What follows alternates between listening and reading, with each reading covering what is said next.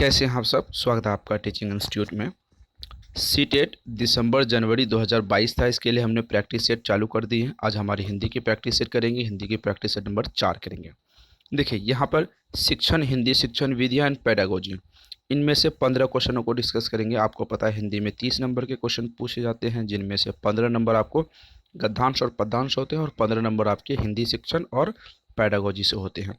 तो गद्यांश पद्यांश वाली जो क्लास है हम पहले कर चुके हैं, और जो बाकी क्लास है वो आपको मिल जाएगी। आज हम पेडागोजी के, हिंदी शिक्षण एंड पेडागोजी के संबंध में पेपर 1 एंड 2 दोनों कर रहे हैं। टीचिंग इंस्टीट्यूट के साथ आप बने रहें। टीचिंग इंस्टीट्यूट को सब्सक्राइब करके बेल आइकन को प्रेस कर लें। वीडियो को लाइक एंड शेयर जरूर करें क्लास अच्छी लगने पर। तो चलिए पहला क्वेश्चन आज हम लोग डिस्कस करते हैं। न्याय संगत से आशय क्या है? ऑप्शन ए, मूल्यांकन सभी विद्यार्थियों के लिए समान रूप से संगत होना चाहिए। समान रूप से न्याय संगत होना चाहिए। सभी मूल्यांकन विद्यार्थियों के लिए उपयोगी होना चाहिए। सभी मूल्यांकन के लिए विद्यार्थियों को अवगत होना चाहिए। उपरोक्त में से सही। यहाँ पर पूछा है न्याय संगत से संबंध में, यानी इसकी जो पूछने के जो थॉट होते हैं वे सभी विद्यार्थियों के लिए कुछ ऐसा जो कार्य हो वो न्याय संगत हो, यानी उसमें दोषपूर्ण ना हो, दोषपूर्ण को दूर किया जा सके। तो पहला ही ऑप्शन आपको यहाँ पर न्याय संगत से संबंधित होना चाहिए, होने के लिए दिख रहा है। तो ऑप्शन नंबर ए राइट आंसर हो जाएंगे। आगे की तरफ बढ़ते हैं हम लोग। देखिए क्वेश्चन जब हम कर रहे हैं तो पहले भी प्रीवियस ईयर के क्वेश्चन हम लोग किए थे। प्रीवियस ईयर वाले क्वेश्चन जब हम कर रहे थे तो वहाँ पर सभी क्वेश्चनों को डाउट के साथ क्लियर किए थे। तो आपको यहाँ पर पता है कि सीटीईआर 2022 में जो पूछे जाएंगे, सीटीईआर 2022 और 29 में जो आपकी एग्ज़ाम्स के लिए क्वेश्चन पूछे जाएंगे, वे क्वेश्चन प्रीवियस ईयर के एग्ज़ाम्स के अकॉर्डिंग आएंगे। तो इसके लिए हमने सीडीपी की एक स्पेशल क्लास चलाई गई, जिसको हम लोग अमृत नाम दे के रखे हैं। स्पेशल क्लास है ये, अमृत वाली क्लास है। उसके बाद पेडागोजी प्लस शिक्षण विधियाँ प्लस कंटेंट, तीनों जो सम्मिलित 30 नंबर के क्वेश्चन होते हैं। डेली आपको सीडीपी की टेस्ट तो आपको मिलती है, लेकिन सिर्फ और सिर्फ अमृत वाले क्वेश्चन आपको 500 क्वेश्चनों को जो सीरीज़ मिलती है वो अलग से मिलती है। उसे आपको ज्वाइन करनी चाहिए, मतलब उसे आपको रोज़ देखनी चाहिए। तो इसके लिए टाइम टू टाइम आपको क्लास मिलेगी, तो इसके लिए टीचिंग इंस्टीट्यूट को सब्सक्राइब कर लेंगे। ठीक है, आगे बढ़ते हैं। मूल्यांकन की आवश्यकता जब पड़ती है जब प्रभावशाली निर्णय लेने हो, जब परीक्षा का परिणाम देना हो, जब तुलना करनी हो, जब निरीक्षण करनी हो। तो क्या ऑप्शन होंगे यहाँ पर? अपनी राइट आंसर बताइए। देखिए निरीक्षण करनी होगी तो हम निरीक्षण विधि का इस्तेमाल करेंगे। तुलना करने होगी तो तुलनात्मक अध्ययन करेंगे। परीक्षा का परिणाम देना हो तो हम सेमेस्टर वाइज एग्जाम्स करवाएंगे। तो ये तीनों option number B C D तीनों गलत हो जाएंगे। तो right answer option number A होगा। जब प्रभावशाली निर्णय लेना हो तब हम मूल्यांकन करते हैं।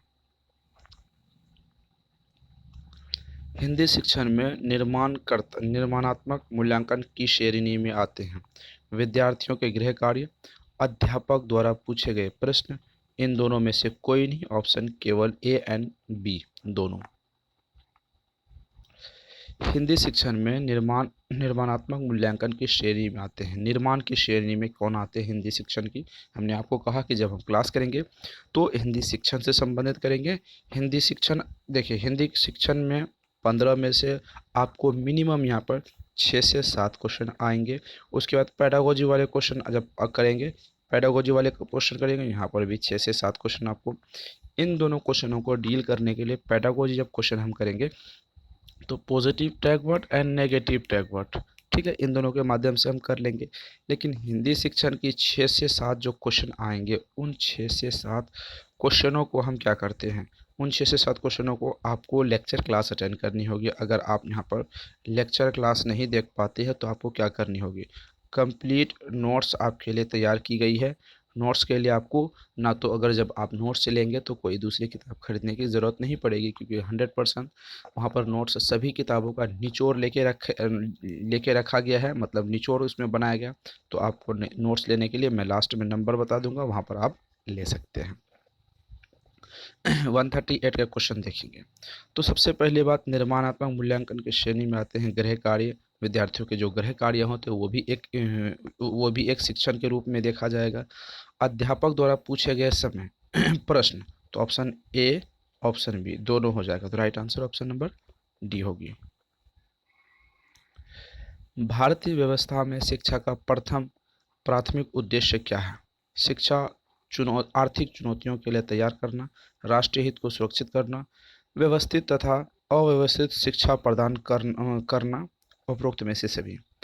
भारतीय अर्थव्यवस्था में राष्ट्रीय शिक्षा का शिक्षा का प्राथमिक उद्देश्य क्या है? भारतीय अर्थव्यवस्था की बात की गई है, ध्यान से क्वेश्चनों को समझिएगा। यहाँ पर ना ही व्यवस्थित होगी ना अव्यवस्थित की बात की जानी चाहिए। शिक्षा चुनौतीपूर्ण के लिए तैयार करना ये भी ज़रूरी नहीं है। तो option number B right answer होगा। राष्ट्र हित को सुरक्षित रखने के लिए option number B right answer. आप हिंदी भाषा के शिक्षक हैं। आपके कुछ दिनों तक बीमार होने के कारण आपके द्वारा करवाया गया पाठ्यक्रम पूर्ण नहीं हो सका, तो आप विद्यार्थियों को से स्वयं मिलकर ही पाठ्यक्रम पूरा कर लेना चाहिए। अतिरिक्त समय देकर पाठ्यक्रम को पूर्ण करवाना चाहिए। कुछ महत्वपूर्ण परीक्षा उपयोगी प्रश्नों को करवाना चाहिए। विद्यार्थियों को कक्षा के उपरांत अतिरिक्त समय देकर पाठ्यक्रम को आधा करवा देना चाहिए। अब आते हैं सवाल नंबर, हमने जो पहले क्वेश्चन किया, अभी 4 क्वेश्चन किया, तो वो 4 क्वेश्चन है हिंदी शिक्षण के। अब आते हैं क्वेश्चन, यह है पेडागोजी यानी positive and negative tag and trick माध्यम से इसको आप करेंगे। तो चलिए राइट आंसर क्या होगा आपके हिसाब से? आप एक शिक्षक हैं, कोई भी हिंदी भाषा का है, कोई भी भाषा आप चूज़ कर रहे हैं, तो आप एक शिक्षक हैं, सभी भाषा के लिए इम्पोर्टेंट हो जाएंगे।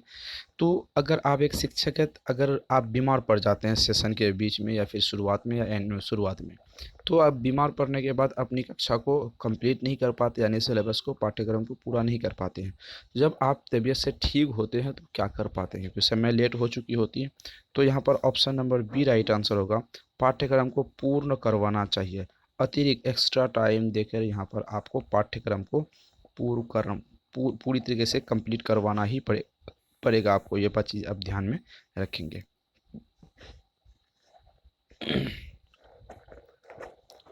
हिंदी भाषा शिक्षण हो या अन्य भाषा शिक्षण, सभी में पाठ्यक्रम निर्माण के लिए किस बात को मुख्य रूप से ध्यान रखा जाता है?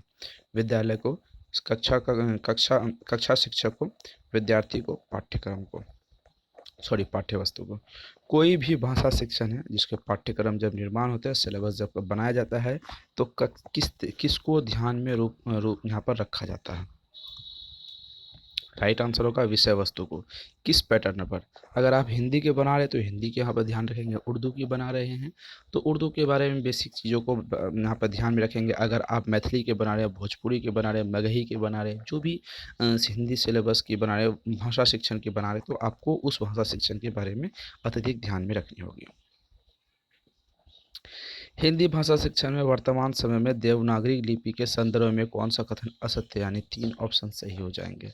देवनागरी विदेशियों की ध्वनि को व्यक्त करने के लिए क्षमता नहीं रखती। देवनागरी लिपि सदैव से ही खड़ी लिखी जाती है। देवनागरी में एक ध्वनि के लिए एक से अधिक प्रतीक चिन्ह होते हैं। उपरोक्त में से सभी। राइट आंसर क्या होगा?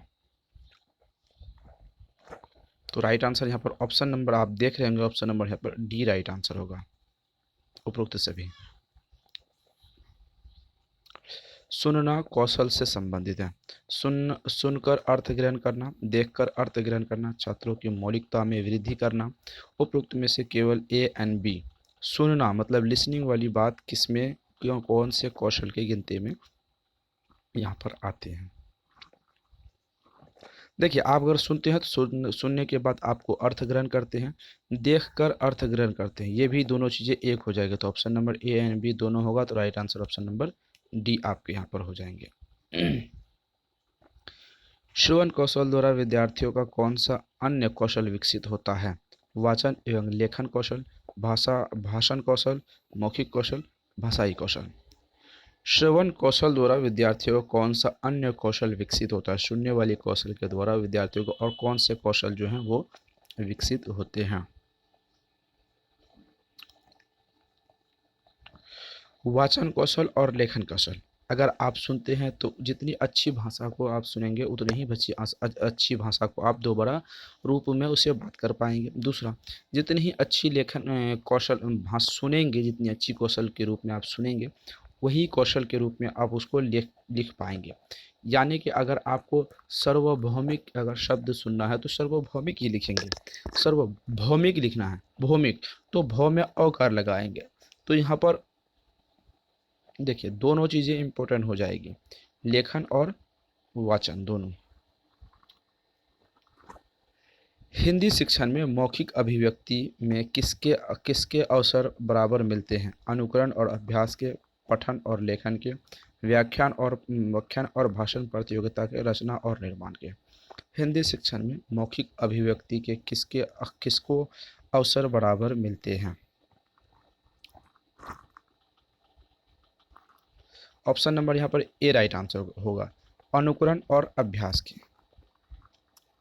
हिंदी शिक्षण में लेखन कौशल की दूसरी अवस्था है देवनागरी लिपि। ऑप्शन बी है अभिव्यक्ति की प्रतियोगिता, अक्षर रचना, उपरोक्त में से कोई नहीं।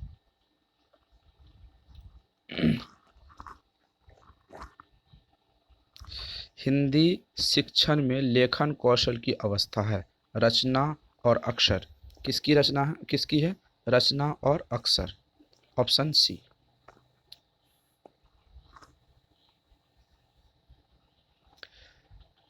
प्राथमिक स्तरीय कक्षा में वाद विवाद प्रतियोगिता करवाते समय एक भाषा शिक्षक को किन बातों का ध्यान रखना अति आवश्यक है? प्राइमरी लेवल की बात की गई है, 1 to 5 की यहाँ पर बात की गई है। 1 to 5 के विद्यार्थियों के बारे में अगर आप पढ़ा रहे हैं तो वाद विवाद यानी डिस्कशन प्रतियोगिता जब आप करवाते हैं, कंपटीशन करवाते हैं, तो भाषा शिक्षक के रूप में आप किन बातों का सबसे ज़्यादा ध्यान रखेंगे? विद्यार्थियों को वाद विवाद के समय विषय की जानकारी पहले दे दी जानी चाहिए। विद्यार्थियों के विषय के अनुसार ही होना चाहिए। विद्यार्थियों के द्वारा वाद विवाद के समय एक दूसरे के प्रति ईर्ष्या की भावना उत्पन्न होनी चाहिए। उपरोक्त में से कोई नहीं। देखिए यहाँ पर क्या इंपॉर्टेंट होगा आपको बताने हैं। सबसे पहले जो इम्पोर्टेंट अत्यधिक क्या हुए वाद विवाद के समय कौन सी विषय पर वाद विवाद होने हैं, डिस्कशन होने हैं, क्योंकि प्राइमरी लेवल के बच्चे हैं, 1 to 5 के बच्चे हैं। 6 क्लास से लेके 11-12 क्लास 6 वर्ष से लेके 11-12 वर्ष के बच्चे होते हैं, तो उनको उन विषय की जानकारी देना सबसे अति आवश्यक हो जाती है। ऑप्शन नंबर ए राइट आंसर। लेखन शिक्षण का उद्देश्य है विद्यार्थियों का शुद्ध वर्तनी लिखना, विद्यार्थियों का सुपाठ्य लेख लिखना, विद्यार्थियों का विराम चिन्हों का प्रयोग यथोचित करना। उपरोक्त में से सभी। लेखन कौशल का कौन सा एक उद्देश्य है? अगर हम लेखन वाले कौशल के उद्देश्य की बात करें तो शुद्ध वर्तनी लिखना ये भी ज़रूरी हो जाएगा, सुपाठ्य लेख लिखना ये भी ज़रूरी हो जाएगा, विद्यार्थियों का अल्प विराम चिन्ह यथोचित करना सभी राइट आंसर होगा। Option number D right answer. लेखन शिक्षण के महत्वपूर्ण गुण कौन से हैं? विद्यार्थी की सुंदर स्पष्ट और सुडौल लिखावट, विद्यार्थी की भाषा एवं शैली की प्रभाव, उत्पादकता, विद्यार्थी की अक्रमबद्धता। उपरोक्त में से केवल ए एंड बी दोनों। तो राइट आंसर क्या होगा बताइए? विद्यार्थियों की सुंदर स्पष्ट और सुडौल लिखावट, विद्यार्थियों की भाषा एवं शैली की प्रभावता। Option number A and B दोनों राइट आंसर हो जाएंगे। Option number A and B दोनों।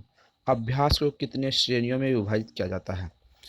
अनुलेख, सुलेख, श्रुतलेख का। सुलेख अनुकरण, प्रयोग, प्रतियोगिता, शिलालेख, प्रतियोगिता। अभ्यास को कितने श्रेणियों में यहाँ पर डिवाइडेड किया गया है, विभाजित किया गया है, ये चीज़ें पूछा है आपसे।